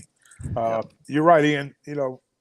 I like the fact that before Timmy Chang put the kids on the field, like he was working with the receivers early on in the summer and stuff. So the quarterback situations weren't figured out, but now things are starting to come into play for Hawaii a little bit finally. And this is a spot we normally like to take them on the island, but this is a straight up fade of Colorado State and the woes they're having, and Hawaii getting better. So yeah, I would see Hawaii maybe sprinkle here a little bit. All right, Florida Atlantic, Owls, UTEP Miners here. Florida Atlantic, 3-point road favorites, 51. What happened here? This was 3.5, 4 last night. It's down to 3. Well, kind of hurts me a little. I like you. I'm going mining for units. I'm getting the axe out here. We're mining for units here with UTEP. Let's go. Let's get our axes out. There we go. Mine for units with UTEP. I think it's a buy low spot for UTEP. And Florida Atlantic 0-3 on the road this year. I haven't won a road game this year. Now they're road favorites. And UTEP off a bye week. I know UTEP's not been the team I thought they were going to be. They've disappointed. They've not been great. Gavin Hardison misses, I think, a couple key receivers he lost from last year. The O-line's not been great. Defense is taking a little step back. But you get this team now off a bye week. You get a Florida Atlantic team that continues to struggle on the road and continues to be horrible from a point spread standpoint. Willie Taggart, whether it's been Oregon, Florida State, or now here in FAU, this guy doesn't cover numbers at a high enough percentage. It's been the consistent problem with his teams over the years, and it's kept going here at Florida Atlantic. 3-4 ATS this year for Florida Atlantic. So I like the spot here for UTEP. I like these mid to late season bye weeks. I think they make a difference, especially for these teams that are these mid-tier teams. They don't have the depth that some other teams have. It's like a hit the reset button and you feel refreshed a little bit. And for this team, look, they still want to make a bowl game, and they still could. 3-4, it's still there for UTEP. Big game for them. I think, remember, were good enough to beat Boise State on this home field a few weeks ago. I like UTEP here as a home dog. What do you think, Conor Mac? I agree. I like UTEP here as well. There's just no way I back FAU as a favorite on the road. Even though it's down to now 3, I think you take UTEP money line, but I like also a little bit better than side. I like the under in this one as well. This is under City for me. Yes, sir. I agree with Connor 100% on that under. I think if UTEP's going to get in the game, they're going to expose some of the weaknesses of the FAU offense, and like you said, coming off of that bye, and we haven't had a lot of bye on spots as UTEP is home dogs this year, so this is one of them. So I'm going to jump on both sides with you guys. I'm going to be on the under and UTEP and sprinkle. So it's going to be a triple up spot. Don't let me down, Miners. Don't let me down. Come on, I won't be mining for units for a while if they don't. This is a perfect spot for them. Perfect. Yes. See if they can take advantage of it. All right, we got Southern Miss and Texas State, Arkansas State, UL Lafayette, couple Sun Belt games here. We've got Southern Miss 1.5 point road favorites, 43.5 the total, and Lafayette ULL 6.5 point home favorites, 51.5 the total. UL Lafayette's turning a corner, starting to get better. I think at less than a touchdown, I'd lean UL Lafayette coming off a nice win against Marshall on the road last week. I don't trust this Arkansas State defense fully, so I lean a little bit to UL Lafayette. I could lean to this game actually being over the total, but I just don't, UL Lafayette's trended under, so I'll probably stay off that just to lean to UL Lafayette. And the other game, I like Southern Miss. I think they're still a better defense. Texas State, they had that big win against App State, but this is one of those teams that I don't trust their consistency one week to the next, Texas State. I really don't. And I think Southern Miss has the much better defense, and I think that could be the difference. So I like Southern Miss, just a small lean to UL Lafayette in the other game. Connor, what do you think of those two games in the belt? Yeah, I'd lay it actually under the touchdown with Lafayette. I think they can get it done. The other game, I don't trust Southern Miss, even this short favorite. I don't want them there. And I want the under, but total's just a little bit too low, so I'm going to stay off. All right, Big Ragoo.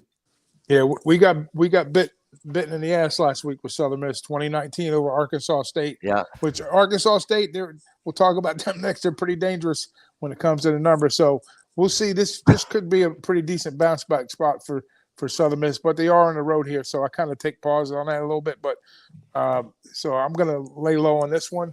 I'm going to talk about UL Lafayette and Arkansas State. Arkansas State 6-1, one of the best teams in college football to the number, even though the record's only 2-5. So beware of that. And then UL, like you said, Louisiana come off a nice victory there. So this could be a sleepy spot again for Arkansas State. Even though I like UL Lafayette to win the game, I still think Arkansas State can cover that number. Even though it's anything better than a touchdown, I'm going to wait on this one. If I get better than a touchdown, I'm jumping on Arkansas State.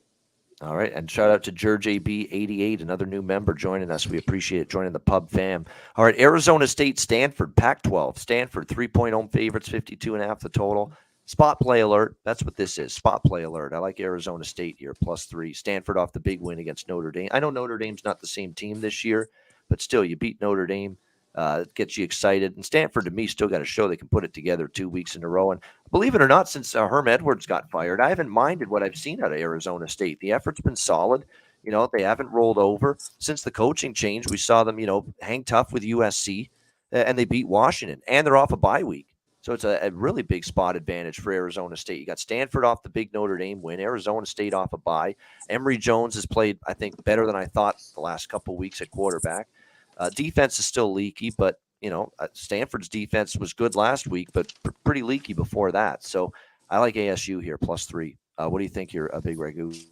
Yeah, I didn't get on this game. 2-4 teams. Stanford, like you said, maybe a spot play for Arizona State. Stanford coming back home.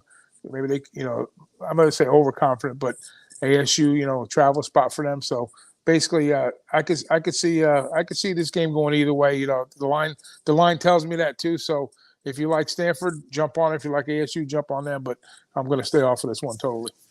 All right, Fresno State, New Mexico in the Mountain West. We got Fresno here, 10-point road favorites, 40 the total, very low total, and you can understand why that is. This has not been the same Fresno offense without Jake Haener. Certainly looks to me like Jake Haener was this football team the last couple of years. Now, they did beat San Jose State last week. That really did surprise me, 17-10. Their defense played great in that game against the Spartans.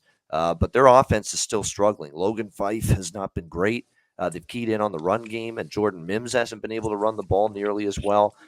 Look, it's ugly to back New Mexico. I mean, we see them conference games in a row. They lose all 3 of them by double digits. That being said, I would lean slightly to the ugly, and I mean ugly, home underdog here, New Mexico. I'm not ready to lay 10 on the road with Logan Fife in this Fresno offense.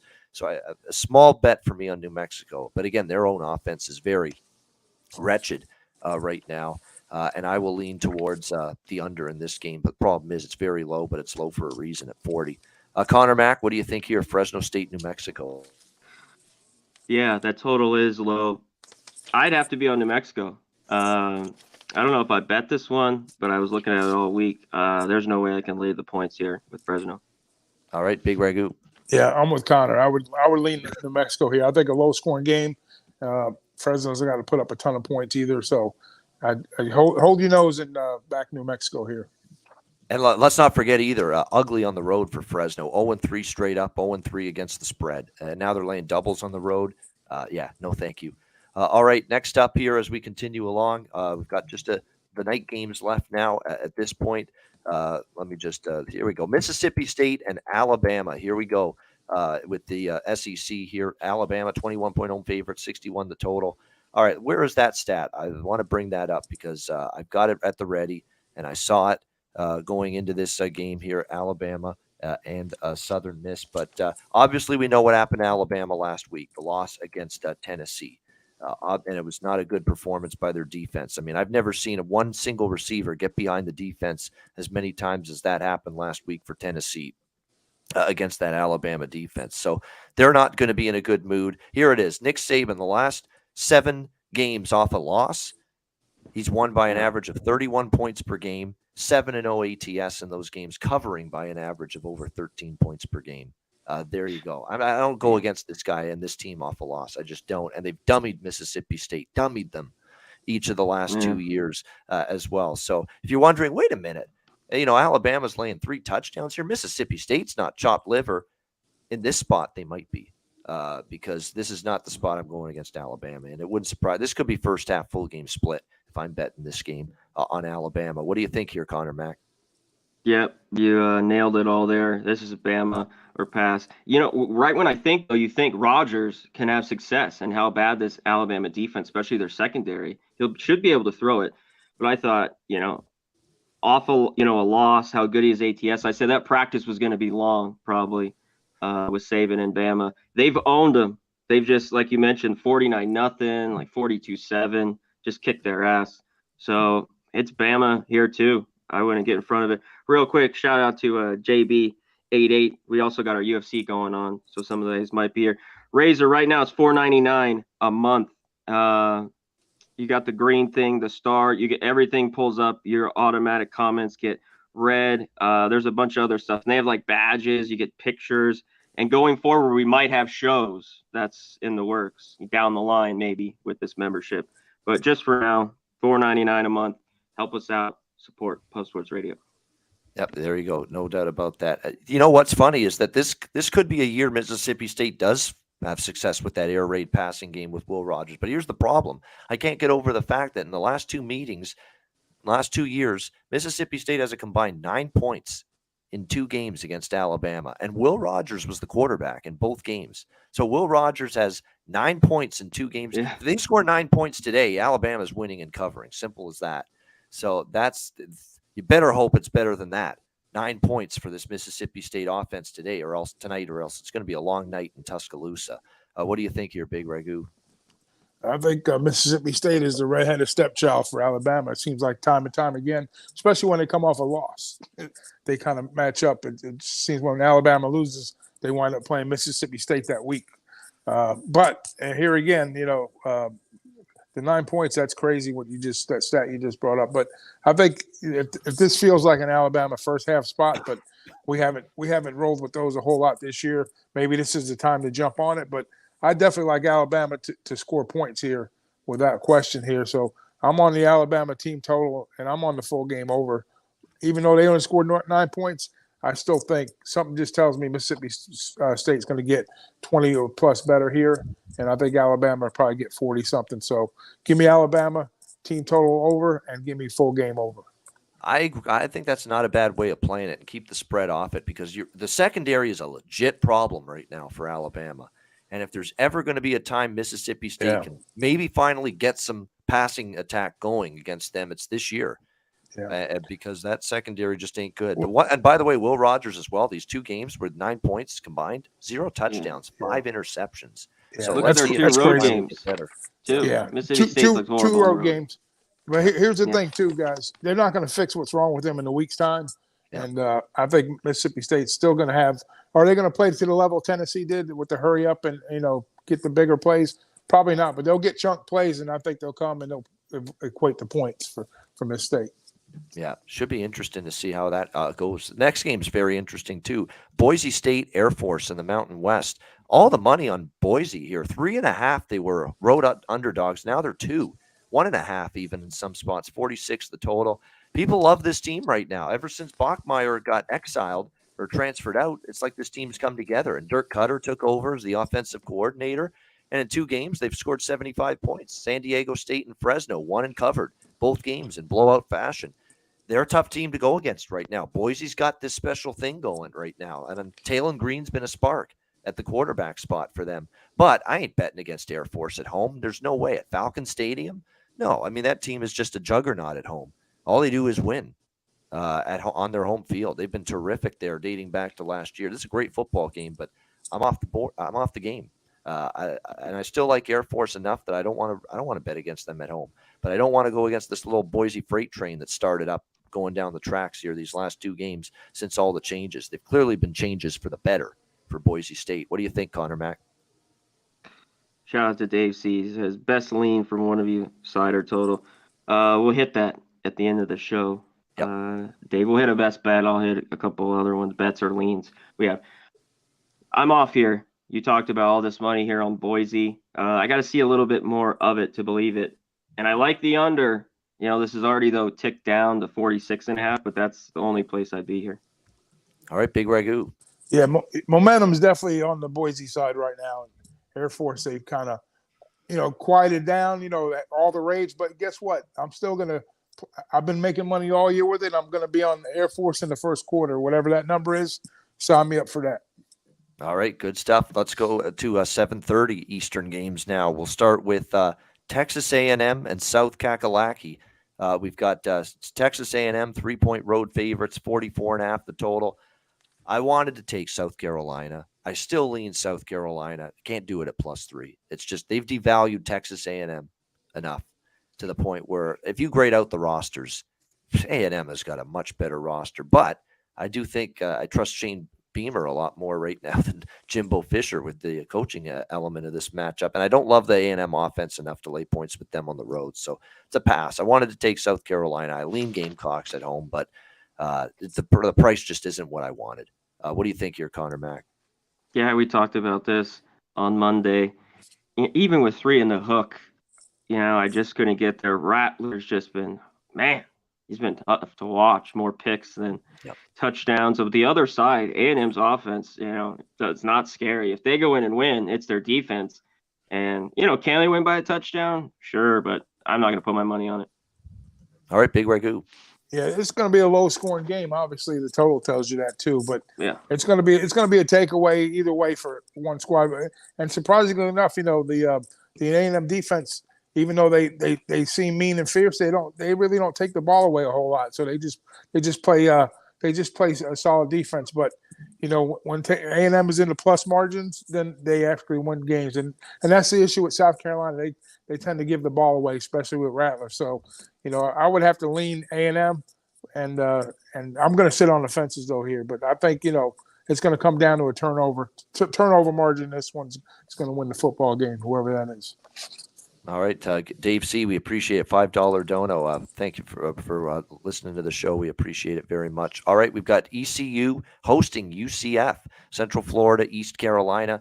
UCF's about 5.5 point road favorites here. 63 the total in this one. I always like ECU when they're home underdogs. This has been a spot where they've been very good the few times they've been home underdogs. And I think we're getting a little bit carried away with UCF's last 2 results, right? 41-19 against SMU, 70-13 against Temple at home, both games that, hey, now we're going to put UCF out there on the road, 5-point road favorites against a capable quality, decent ECU team. I'm not so sure about that. I like ECU a little bit here. And ECU's covered 3 straight in this series, head-to-head against Central Florida as well. I want to see UCF's offense do this on the road. That's the bottom line. Against, I think, one of the better defenses they've played this year so far. I mean, they've played some really sketchy teams on the defensive side of the football. Temple's got a rough defense. SMU struggles defensively. FAU hasn't had a good defense this year. We know Georgia Tech's had problems. This is going to be a little challenge, and you got to play a quality ECU outfit on the road. So I like the Pirates here a little bit. Home dogs. What do you think, Connor? Yeah, hitting the road like you talked about. They haven't done it. It just seemed, it was like last night. Temple, they just gave up 70 points. But, I didn't think they'd do that again. They end up covering. That game's under. Man, if you look at UCF, they look really, really good. And East Carolina's defense has not looked good, especially lately at home. But they're at home. When these two get together, it's always tight. To me, this is the points or nothing. With ECU's defensive issue and weakness is the secondary. UCF doesn't exploit that all the time. They're the run-first offense. The Reese Plumlee and the run game is what is what stirs the drink for UCF offensively, and ECU's much better on defense against the run. So I think that could match up pretty decently for them today. What do you think here, Big Ragoo? Yeah, I think we got to be careful of the optics on this one here. We all equate UCF with the high scoring, potent offense, like you said early on with Plumlee trying to figure out that offense with the new look quarterback style, because they always had these run and gun quarterbacks that can air it out. Plumlee's not that guy, but he's getting a lot better putting the ball downfield. But the UCF defense is quietly pretty good too here. So I would, I don't know if they get to the 5. I got it capped at around a field goal with the hook, believe it or not. But I think we see points from both teams here, and I think it's going to be a sneaky good over in this spot here. So I like the over. All right, I would lean that way too, actually. Minnesota, Penn State in the Big Ten. Penn State, 5-point home favorites, 43.5 the total in this game.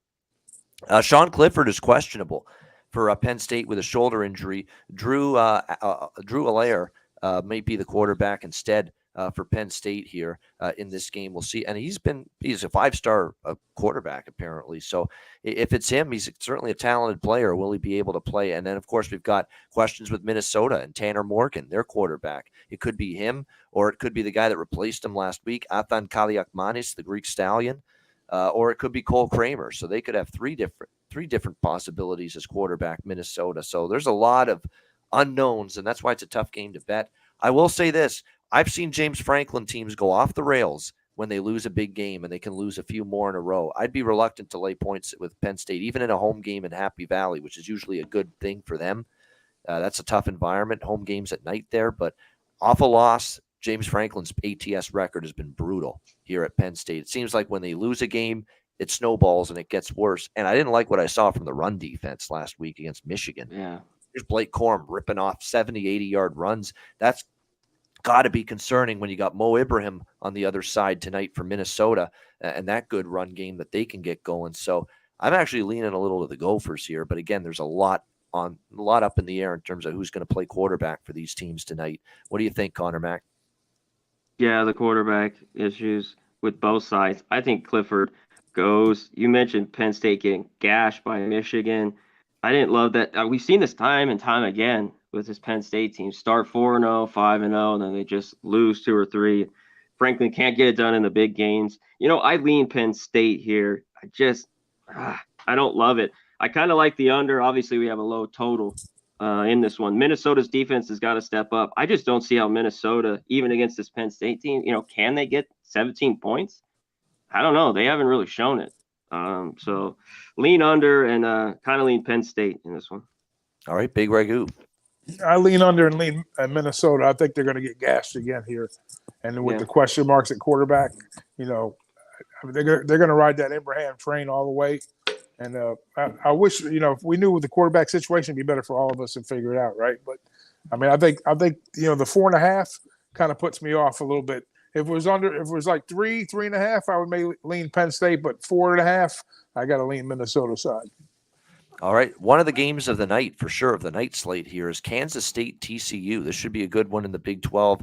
TCU, 3.5-point home favorites, 54. We talked about this on Monday's show as well. Great spot for Kansas State. Off a bye week, extra time to prepare for Chris Kleiman's team against TCU. And TCU has been now through the ringer about, I would say, 3-4 weeks in a row if you include the SMU game, which went down to the wire. SMU 42-34. Oklahoma was a big game. They win that game going away. Kansas was down to the wire in Kansas. And then Oklahoma State goes to overtime last week. I mean, I think that physically and mentally, that's got to add up.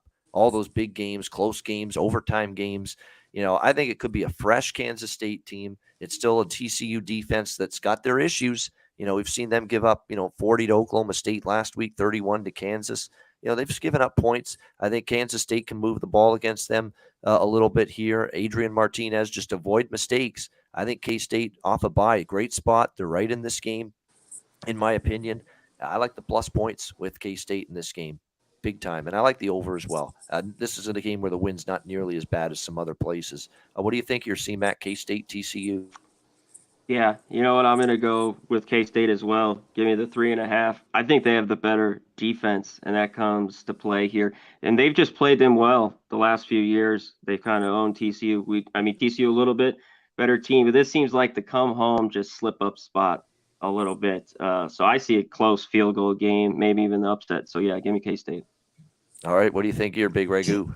I don't have an argument with Conor's look as far as K-State is concerned, but one thing I do like is points here. I think K-State will get their points for sure, and I just think Sonny Dykes will figure out a way to put points on the board also. Maybe they don't get to the number, but definitely I see points here. And either way, I could see close to the high 60s in this spot. I think it goes way over the total. I think it's a buy-on spot here. Yeah, only 54 seems low for a TCU game. All right, Pitt, Louisville. Next up, we've got pretty much a pick 'em here, 1.5, 55. Looks like Malik Cunningham is going to end up playing here for Louisville at quarterback. He was banged up throughout the week, but looks like he's been cleared with that head injury. Pitt, obviously, Keaton Slovis. He's been nicked up as well, but he's going to go. I could make a case for the over in this game at 55. Even though neither team is going to really move at a fast pace, Pittsburgh has tried to slow it down, yet we still have seen some of their games go over the total. So I'd lean that way. I'm passing on the side. I'd probably take Pitt if I had to, but I'm going to stay off. What do you think, Conor Mac? Pitt, Louisville? Yeah, a few question marks here with Cunningham, like you mentioned. I didn't want anything in this one. If I had to, I kind of wanted to lean Louisville. But when I took in this team, they shit on me. So this is a game I want off. Big Ragoo. Yeah, it's a pass for me too. Pitt's one of those teams where I have a hard time figuring out when it comes to point spreads. And Louisville with the question marks with Cunningham, that team runs through him 100%. So if he's a no-go or even questionable, then I'm not going to back him. But then again, I'm not backing Pitt either, so it's a pass for me. Is Colorado back? They're playing Oregon State tonight. We've got Oregon State 23.5-point home favorites in Corvallis. 48.5 the total. My rule is still in play, even with them laying 23.5. I will not bet against Oregon State at home, flat out. I will not. And I got to see more from Colorado. I know that was shocking. That shows you how bad it was for Cal last week. 20-13. They beat, and no fluke either. They outgained Cal by 31 yards. They win in overtime, 20-13. The defense finally plays a really good football game. And although Owen McCowan, who started at quarterback for them, got injured, and JT Shrout had to finish the game at quarterback, and JT Shrout has been named the starter for this game as Owen McCowan is injured and won't play. So, or actually, I should say for Colorado here, JT Shrout will play at quarterback. But maybe it's a buy low situation. Colorado showed life after Carl Durrell got fired prior to last week. So tough game, but I need to see more from Colorado, and I don't bet against Oregon State at home, so I'm passing. What do you think, Connor? Yeah, I think I'm going to pass. It would be Oregon State or nothing, but I think, Colorado might be getting a little bit better. Yep. And this number is huge, so just be careful. Maybe look at Oregon State, their team total or first half. Just be safe. If you believe this is a turnaround with the coaching change, you're probably getting great value with Colorado, but it depends on your own opinion. What do you think here, Doc? Yeah, I was with Connor. I was looking at team total with 35.5. and Colorado stepping up possibly. Who knows? The question marks are still there. Is it a one-off type game for Colorado? Who really knows? And I'm not going to bet against Oregon State at Corvallis either. But the number might be overvalued, I think, on both sides, and maybe with the team total and the spread. But I don't want to run to the window with Colorado until I see a little bit more. All right, Utah State, Wyoming. Wyoming 4.5-point home favorites, and Laramie 44 the total in this game. This is a pass for me. I'm not laying more than a field goal with this Wyoming team and this Wyoming offense. I just can't do it. But at Utah State, we could have one of three quarterbacks playing for them. Cooper Legas has a head injury. Levi Williams, the Wyoming transfer, has a ankle injury. And if neither one of them are available, Bishop Davenport ends up being the quarterback for Utah State. So it could go either way with who's at quarterback. And until I know that, I can't bet the game. So it's pass for me. What do you think, Connor? Utah State, Wyoming. Yeah, pass for Utah State, playing a lot better football. You talked about the question marks here. Wyoming, though, at home, I don't love, that hook, but and I'd lean under, but shit, this is a late one. I'm gonna have to get to this one later maybe and look at it deeper. The quarterback I want to see play in this game is Levi Williams, because he might want to go in there and show something. I don't know if he'll play though. Wyoming, yeah, he's banged up. Same with Legas, who's been the starter the last couple of weeks since Logan Bonner went down. So tons of quarterback injuries for Blake Anderson's team. Endless. What do you think, your Big Ragoo? Yeah, even when Bonner was there, they still had major struggles. He's not having anything but not even an average season. He's been awful this season, but. Wyoming, is somebody they're getting better. Do I want to run to the window, giving up 4.5 against, a Utah State team that's playing better under, the different quarterbacks that they've had. So I'm gonna get away from this one totally. I know our guy Big Boss, if he's in the chat, let him tell us who he's on for this one. Yeah, absolutely. The Mountain West expert, DJ Big Boss, and I hope to have him back next Saturday for sure. Washington and Cal, we've got Washington 7.5-point road favorites, 54.5 the total in this game. 0-2 straight up, 0-2 against the spread. Washington on the road this year. The defense has come unglued for Kalen DeBoer. I mean, this has been a bad Washington defense the last few weeks. Really bad. Lost to UCLA, the lost to Arizona State. Even in the win against Arizona last week, they gave up a shit ton of points in that game. I'm taking Cal. Cal is no one's gonna want Cal, right? They just lost to lowly Colorado last week. Who the hell is gonna want to trust Cal? Me this week at home, 7.5, 8 points, home underdog against a bad defense. Give me Cal here. I mean, Jack Plummer scares the shit out of me. He's so inconsistent, but you're facing a really weak defense, a team that looks like they're running out of steam a little bit after a good start. Penix Jr. in the offense does scare you a little bit because their offense is good, even though the defense is strong. So maybe this game can push its way over, but I like Cal here. Home underdogs lean over as well. Conor Mac, what do you think? Washington, Cal. Hey, if Cal can finally start scoring, maybe this is the defense, because Washington's just been that bad because they put up a 9 and a 13 against Colorado. I kind of lean that way too, but I think if you like Washington in this one, I think they score. So look at their team total on this one. So I look at Washington team total here, and maybe Cal can get there. I would want more. They have not looked good lately. They have not. That's the risk you run, but it's also why you're getting 8 points with them here as home dogs. What do you think, Big Ragoo? Yeah, well, I mean, probably one of the worst defense in college football was Colorado. And they didn't get set 13 points in that game. I mean, come on.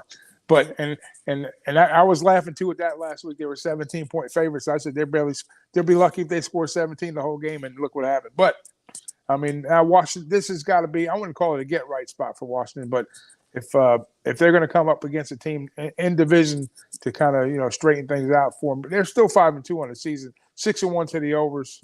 But I don't know. I kind of lean Washington here. I'm not going to get to the window with either side, but I would definitely lean Washington. All right, lean to Washington. All right, we've reached our final game for this Saturday card, San Diego State, Nevada. San Diego State 7-point road favorites, 36 the total. Two horrible, wretched offensive football teams, both of them, San Diego State and Nevada. This to me is take points with Nevada or pass the game. Two bad offenses. You got a home dog in Nevada that's, not a great offense at all with Nate Cox. He hasn't been good. The defense hasn't been terrible, though. At times they've been, and this is a weaker offense that they're up against. San Diego State's not moving the ball against anybody even Hawaii, in a recent home game, barely won that game, and the offense struggled. And they got a guy that's not even accustomed to playing quarterback that was playing quarterback for them at the end of that Hawaii game as well. So there's a ton of issues with the Aztecs offense. Defense is still okay, but even it hasn't been nearly as good as it's been in the past. I think Nevada +7 is the way I would go. And I know the total's low. 36 is hard to bet an under in college football with 36, but I think I still could only look under. I mean, these are just two feeble offenses. What do you think, Conor Mac? Yeah, horrible offenses. San Diego State's the better team, but you won't catch me laying a touchdown with them here. And it's tough, but I'd only look with you. Like, if I were to bet this, it is Nevada or nothing plus the points. They're a horrible football team. But here at home, I think they could cover here. All right, Big Ragoo. Yeah, I lean Nevada in the ugly game, but Yeah. when I was talking to Dom Wednesday about this game, that was one we stepped in when DJ was out. But I told him 36. You think you kind of get a way to get over in this game. I couldn't find any way to get over, and I actually lean under too. So Yeah. So without a doubt, I lean under, and I would lean Nevada. I know this feels like some of these Iowa games, like Iowa, Illinois. That was a really low total in the 30s, and it ended 9-6. So, if we have that kind of game tonight with these two teams, it definitely wouldn't shock me. And that's a hard lean to the under. I might still get to the window with this one. Yeah, it's tough, even at 36, to make a case. Yeah, we trust these offenses. Let's bet over the total. Even at 36, that's a tough ask, tough sell with both San Diego State and Nevada. What's not a tough sell is doing this show every week and enjoying it. And it's been another great edition of the College Football Pub Hub here on Pub Sports Radio. Hit the like button, 208 live viewers. Busy day on the channel. Of course, we've got Dabby Cab's live stream for Syracuse Clemson about to start in a few minutes. We've got the UFC live stream for UFC 280. That card's already started, the prelims, and the main card's at 2 p.m. Eastern from the UAE, the United Arab Emirates. So if you want to tune into that, you can. We've got NFL Pub Up and Sunday night, Monday night football live streams. Oh, and Sharpie's new show. I should mention that too on Sundays during the early games as well. Make sure you join Sharpie, 1 p.m. Eastern. He does live betting stream during the early games in the NFL now on Sundays here on Pub Sports Radio. So check that out as well. All right, we will wrap it up with best bets in just a second after we hear from Manscaped and Southtown 101.